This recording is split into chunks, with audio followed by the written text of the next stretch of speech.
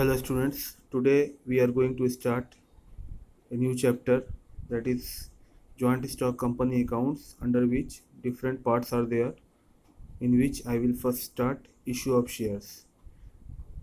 So let's see at first the glimpse of syllabus, which has been reduced 2 times, and after all reduction on screen you can see what stands in the further reduced syllabus.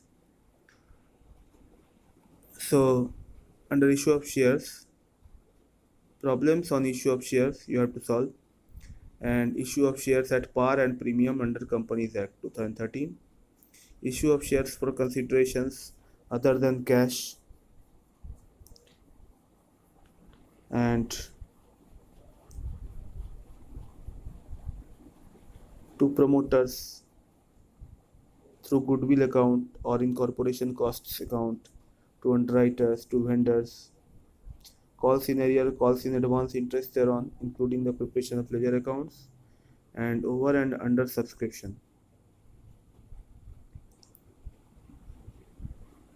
Now, these things will be understood by you after I will explain the chapter fully.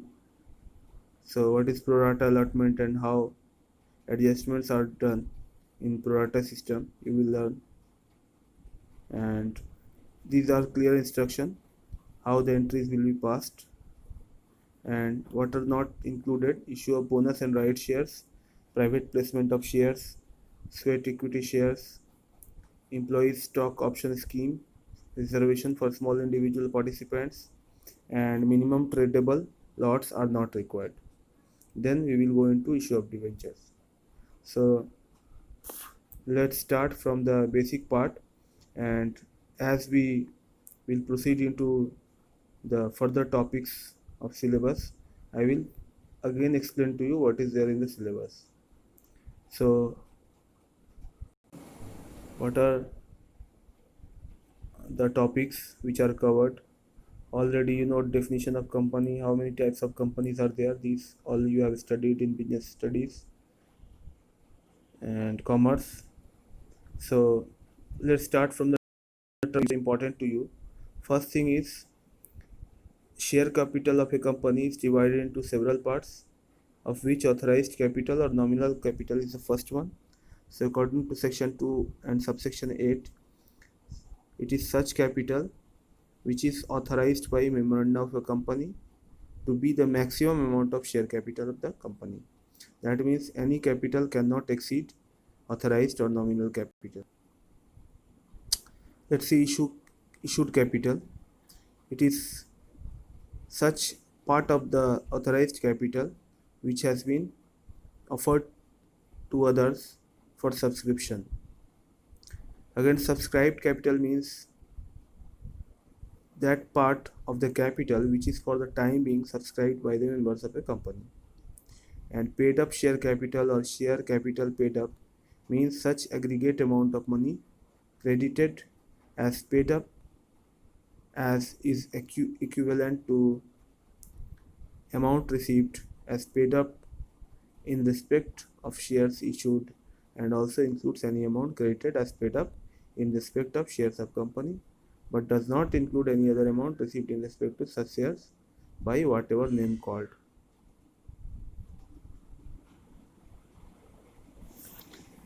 Again, uncalled capital is that part of subscribed capital which has not been called up by the board of directors. That means the subscribers have not been instructed to pay for that part till now or till that time. And reserve capital means a part of profit which is in case of a special limited company, a special resolution has to be passed to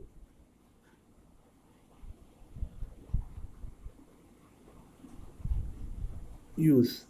But in case of a limited company, uncalled portion of the share capital is called reserve capital. Again, let's see. Now there are three types of issue. Issue of shares at par means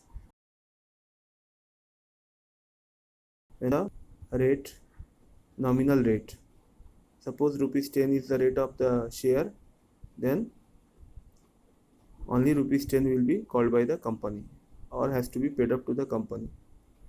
Now, sometimes shares are issued at a premium, that means more than nominal amount or nominal price of the share, more money is taken by the company. Whichever reputed companies are there in the market presently, all of them issue share at premium. So we will see that Reliance's share, that it is costing about 1800 or 1900, but the price of such share, nominal price, is only rupees 10, and rest of the amount is premium, and dividend is paid on the whole amount.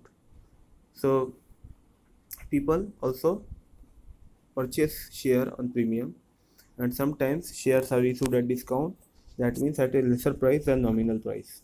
So presently we are seeing the entries related to issue of shares at par, that means the price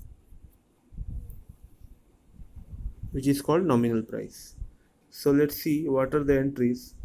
So on receipt of application money, we do the entry bank account debit to share application account, and on allotment of share we do share application to share capital account.